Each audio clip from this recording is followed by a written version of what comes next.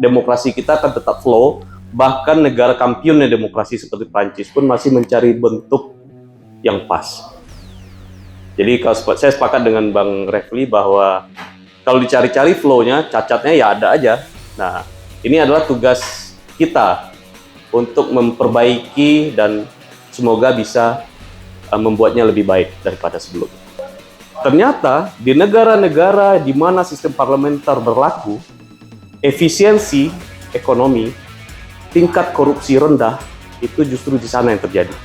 Jadi dari 20 negara di dunia, negara maju, dengan efisiensi ekonomi yang tinggi yang ditandai dengan standar utang yang bagus, AAA kalau pakai standar & Poor's, itu menandakan negara dengan tingkat korupsi yang rendah dan good governance yang baik. Itu 19-nya adalah sistem parlementer. Hanya satu yang presidensial yang masuk dalam list, itu negara Amerika Serikat. Sampai hari ini, partai politik tidak bisa bebas bicara di dalam kampus. Kita tidak bisa bikin kampanye calon presiden di dalam kampus, karena NKK-BKK. Padahal mungkin wakil rektornya atau rektornya justru bagian dari terafiliasi dengan satu calon presiden. Ini kan ada kemunafikan juga di situ.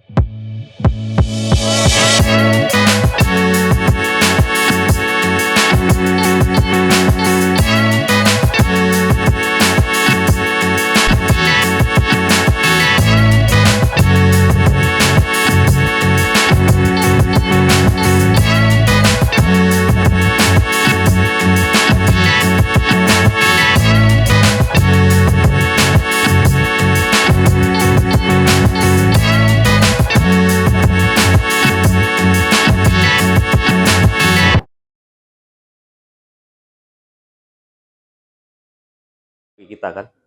Saya bangun pagi hari ini membaca sebuah kiriman kawan tentang apa yang terjadi beberapa hari ini di Paris, di Prancis atau secara khusus. Yeah. Jadi artikel The Guardian itu menulis bahwa demonstrasi ini pada intinya adalah mengkritik the Fifth Republic, jadi Republik kelima Prancis, sistemnya. Jadi ini menarik.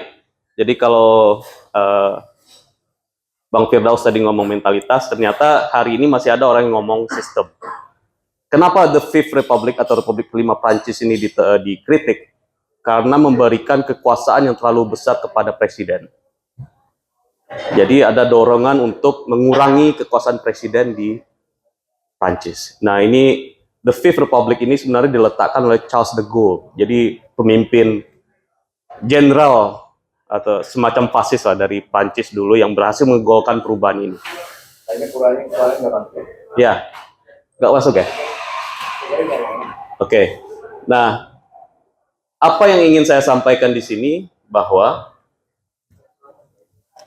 problem sistem ini memang masih ada ya, dan mungkin tidak akan pernah sempurna. Jadi demokrasi kita akan tetap flow, bahkan negara kampionnya demokrasi seperti Prancis pun masih mencari bentuk yang pas. Jadi kalau saya sepakat dengan Bang Refli bahwa kalau dicari-cari flow-nya, cacatnya ya ada aja. Nah, ini adalah tugas kita untuk memperbaiki dan semoga bisa membuatnya lebih baik daripada sebelumnya. Nah, ada satu tulisan tahun 2011 yang dibuat oleh Farid Zakaria, seorang wartawan kolumnis di CNN, mengenai sistem ini. Farid Zakaria menulis argumentasi bahwa sistem demokrasi yang paling efisien itu adalah sistem parlementer. Jadi tulisan Farid ini membangunkan beberapa teoretisi negara, pakar hukum, tata negara, atau politikus segala macamnya. Karena kenapa? Karena Montesquieu, salah satu teoretisi hukum kenegaraan dari Prancis juga, itu sudah sejak 3 abad yang lalu bicara soal separation of power. Ada eksekutif, legislatif, dan yudikatif. Apa hubungannya dengan kritik Farid Zakaria tadi? Ternyata di negara-negara di mana sistem parlementer berlaku, efisiensi ekonomi, tingkat korupsi rendah, itu justru di sana yang terjadi. Jadi dari 20 negara di dunia, negara maju, dengan efisiensi ekonomi yang tinggi yang ditandai dengan standar utang yang bagus, triple A kalau pakai standar & Poor's, itu menandakan negara dengan tingkat korupsi yang rendah dan good governance yang baik. Itu 19-nya adalah sistem parlementer. Hanya satu yang presidensial yang masuk dalam list, itu negara Amerika Serikat. Jadi tulisan ini itu menggugat kembali soal apakah benar separation of power yang dituliskan Montesquieu itu bisa menghadirkan good governance. Jangan-jangan kita hanya membutuhkan dua aja, dualisme aja. Ada yudikatif dan ada satu lagi sistem kombinasi antara legislatif dan eksekutif. Teorinya adalah kenapa sistem parlementer ini lebih efisien. Anda bayangkan ya, ini sebuah ilustrasi.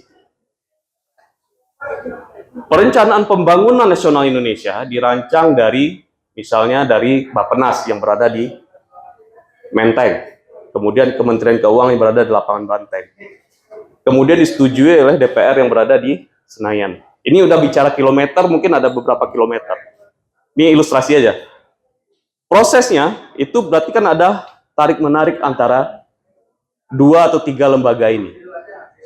Belum lagi nanti bicara presiden, belum lagi bicara kepala-kepala daerah yang silih berganti datang ke Lapangan Banteng atau datang ke Senayan untuk melobi proyek-proyek di pemerintahan.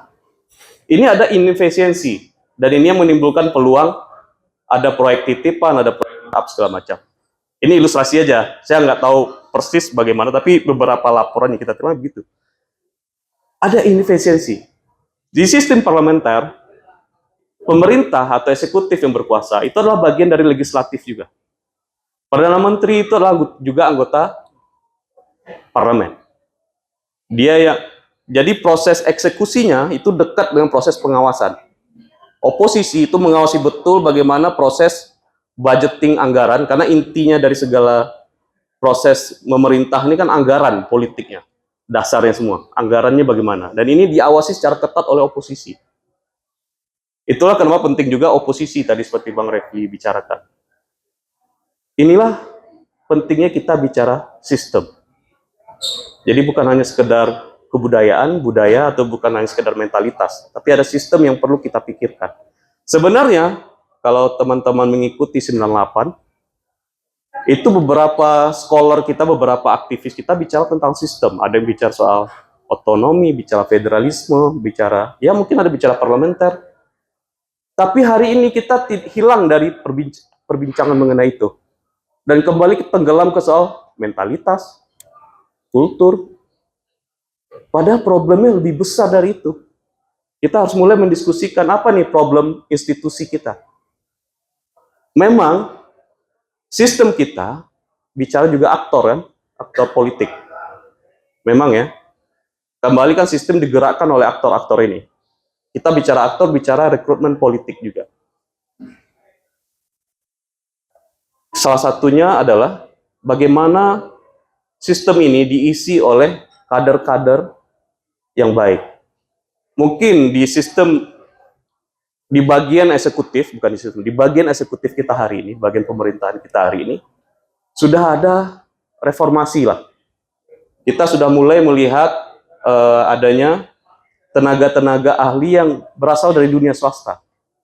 Mantan-mantan CEO yang masuk ke dunia politik, menjadi dirjen lah, menjadi tenaga ahli lah di kementerian. Ada proses kesadaran di tubuh birokrasi kita untuk mengakomodir dunia swasta yang lebih dinamis, yang lebih terbuka dengan perubahan, yang mohon maaf mungkin lebih cerdas, lebih adapt dengan situasi hari ini.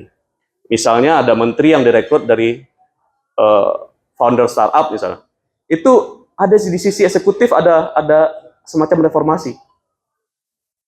Tapi di sisi legislatif kita bicara pengkaderan di partai politik.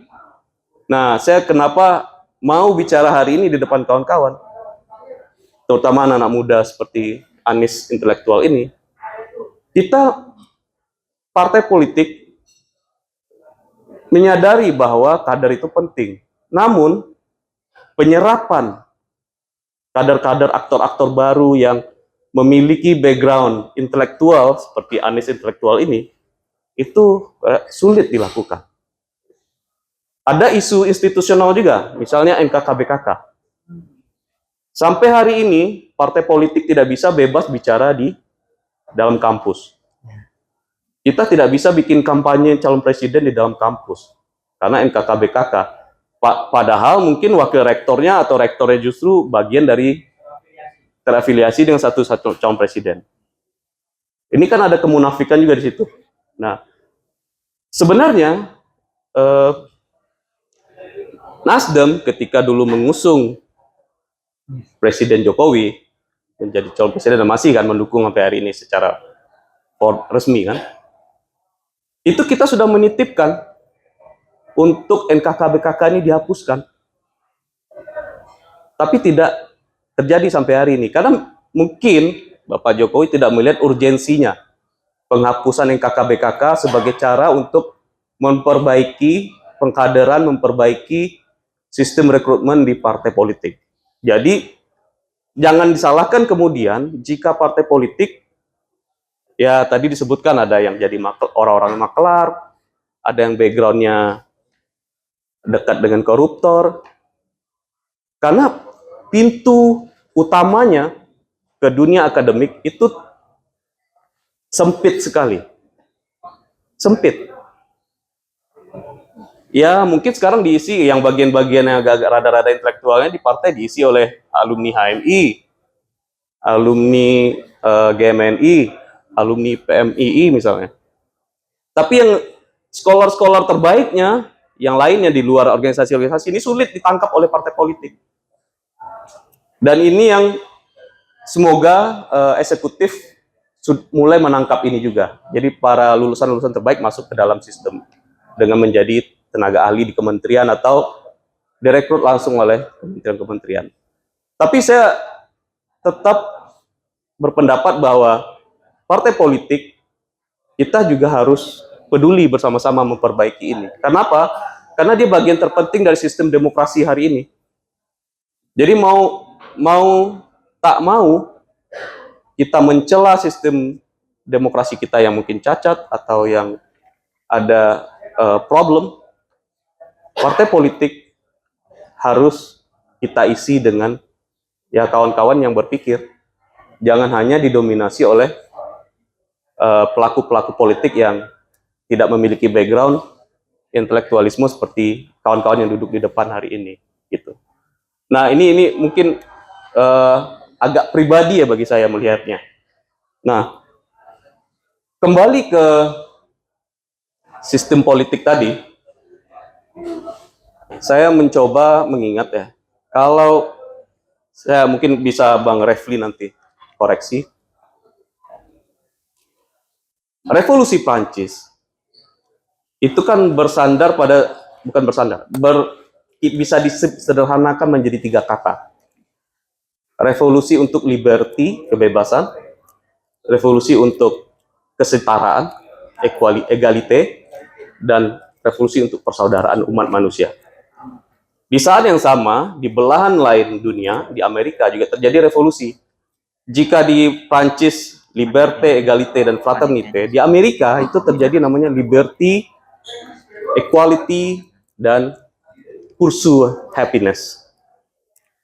Jadi agak berbeda, bukan fraternity, tapi pursuit of happiness. Kenapa? Ada penekanan pada pursuit of happiness di Amerika. Jadi yang paling penting bagi Amerika adalah liberty, equality, dan mencapai kebahagiaan.